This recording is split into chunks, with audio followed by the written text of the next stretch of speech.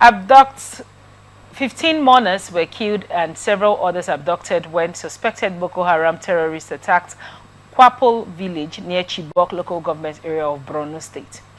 The government struck around 7 p.m. Monday during a funeral ceremony for a community member. Chairman of Chibok local government area Modu Mustafa confirmed the attack. The terrorists attacked during a funeral. A lot of people were killed, he told reporters. A local source requesting anonymity said the assailants opened fire on mourners and touched homes, sending survivors fleeing into the bush. It was a horror experience. They came shooting. From what I gathered, 15 people died, mostly men. They also burnt an EYN church, 5 houses, and other properties, the source said, describing the chaos that grips the remote community. The raid marks another escalation in targeted rural violence by insurgents, even as the Nigerian military continues operations in the northeast. The Chibok region has remained a flashpoint since the 2014 mass abduction of schoolgirls. Efforts to contact Borno State Police Command spokesperson ASP Nahum Daso were unsuccessful at the time of filing this report. Calls were not answered or returned, leaving security response details unclear. The latest assault has sparked renewed concern about insecurity in vulnerable communities as families now count their losses amid grief and fear. Locals are calling for increased protection, saying years of violence have left them exposed and traumatized. This is a rather sad story coming from Borno. What are your thoughts on this report?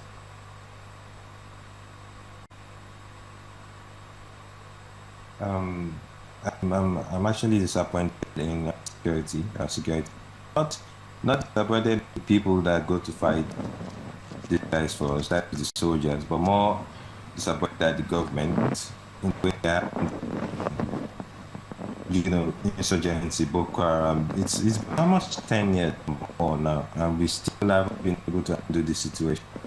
This area, Borno, has been battered, and I don't know. They have just been through a lot, and the government has not made it fit to take it more seriously than they have. And such a sad thing. Between then and now, we have had near administration. None of them has been able to fix this issue or even try to. It's a bit better, yes, than it was when it first started.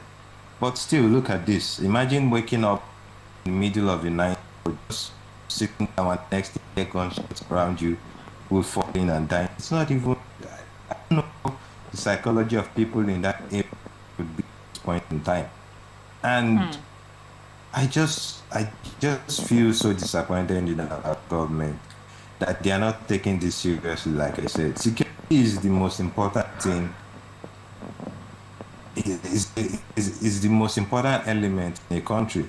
Not to invite investors, probably because Lagos seems, maybe Abuja seems safe. But what about these parts? All right. I don't know if I don't think about the fact that this thing keeps going unchecked. It's almost like that we can't handle it, and we are not even trying to handle it anymore. And this is the best to handle it before it gets into other parts of the country. Now, I've had professionals with professors regarding insurgency. Don't get me wrong, it's not an easy thing to fix. Pardon me. I don't think we are doing the right things. There are a couple of things I've done or I've been doing that would have made Nigeria a much more safer place. That's even, let's leave aside the offer of not having enough manpower in the military anymore, even in the security area.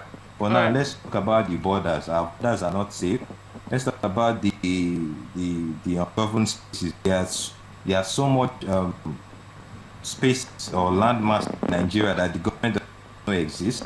Does not even know what goes on in places. What are we doing about this thing? When they talk about Sambisa, we help Sambisa as a whole place. We have had over 10 years to cover Sambisa. We have not. Not doing the necessary things, and it breaks my heart, because if we don't start doing it now, when do we want to do it? We don't just concern ourselves with other things. Other things are important, but people are dying every day. If it's not unjust, It's one state, not another state. It's Boko Haram or whatnot. The other day I was reading, I don't know if it's true or not. ISIS, that they want that guns, about these are the things that these things causes. You don't even know the sponsors. I mean, there were times when I think it was like or the US said, oh, they had a list and whatnot. We don't even have any leads. Now, We don't even have any leads, and our government just goes. I can hear you. Go on, please. okay, Mr. Kolaway, you've made a lot of salient points with all of the areas you have touched. I mean, you have gone the whole 9 mile. You have talked about how long this has lasted. Why this hasn't stopped till now is a valid question. This is the Chibok girl situation happened almost 10 years ago, and you'd expect that by now these things should be a thing of the past. But I want to draw your attention to a separate part of this. While we talk about this case with terrorism, if you look at where it was before, it was happening in few states, in northern Nigeria. It has spread. Governor Alia did say most communities, rural communities, are now currently taken over by bandits. We have gone from Boko Haram. We have gone through Lakurawa. There are newer sects starting almost every year. Now, what do you think? This whole reform as regards giving amnesty to bandits, do you think it has made any difference whatsoever? Given that even after Boko Haram was basically one of the first sects that started, and many of them got amnesty. In fact, until last week, there was still amnesty being given. Do you think that this has done us any good whatsoever as regards this case?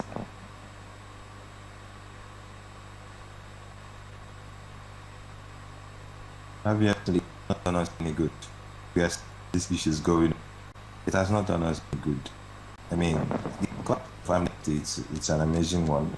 Me wrong, but I feel like we need to. This is. I've had this discussion with people, and it's quite a lengthy one. I need us to even understand one thing before let's sit down. We need to try and laws for our own as a country. We are trying to emulate democracy, emulate justice systems of the West and all of that. Fine, it's better than having nobody to eat and analyze our thoughts and split it needs as a diverse society of Nigeria as a society. Now, when we get next, that's the question. You leave them to go back to being jobless. They can't go to the farms, probably because they don't know how much, probably because they are banned. They end up doing arms again. They don't have food to eat. They don't have families. They don't have jobs. What do you expect them to do? They basically go back to that thing they were doing that was giving them some sort of, relief. And terrorism, insurgency, doesn't exist in a vacuum. These things are not carried out by robots that do not sleep, that do not need. These are carried out by human beings. Obviously, they are funded. They are getting guns from somewhere. Ammunition, finishes at some points. They are getting refuel for ammunitions. You see these things I'm listing. What security operatives or security bosses, if I may call it, are supposed to do is look how they are getting these things and how to stop it from coming to them.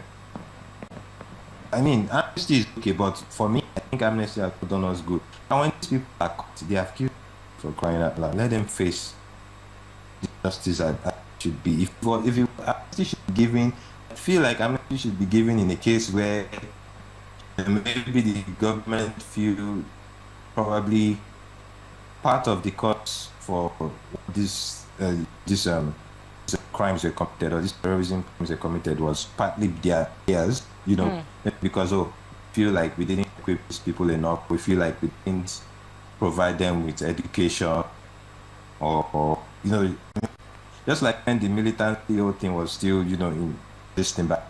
All right, in full because swing. we're not treating the well. Okay, with the oil and all of that, we obviously understand why they are doing this. That makes sense. And they gave them amnesty then. I think they gave them, some of them went to study, some of them that didn't want to go to study, they got some of relief and all of that. Right. But this one, we don't know. What are you fighting for? We do not. Why are you killing people? We do not know. Then you give these people amnesty. Why? So the question is why? Just like I listed earlier, there are a couple of things to look at. How do they get funding? How do they feed? Where do they don't stay in one robots. They move around. Right. They get feeding, they get ammunition, they get funding. So you think the government isn't going after the sponsors of these people? That is why we still have it going on. That's one response. Like I listed many other things. Our borders, where are these coming in from? If they are flying in our borders not checked, we have an identification system for crying out loud. We have people we can identify. There was a time people were saying, "Oh, most of these people are from some of them from Chad." Nigeria. I get we are neighbors. It's totally fine to have them in that part of the country, but there should be some sort of documentation or legal process involved for them being there. Do you get? Right. It's a long thing to discuss, because of our leaders in now and just living like everything is okay and not okay. Right. To be honest, we are part of the country. It seems, we are not hearing gunshots. Is it until it gets here? Sadly, is it until it gets to Abuja that there was now we react the how this thing is. It shouldn't be. When people are dying, this thing are like 10 years counting now. People are dying on a daily, and you are not on the solution. It's obviously a failure for me. Thank you so much for your insight on that.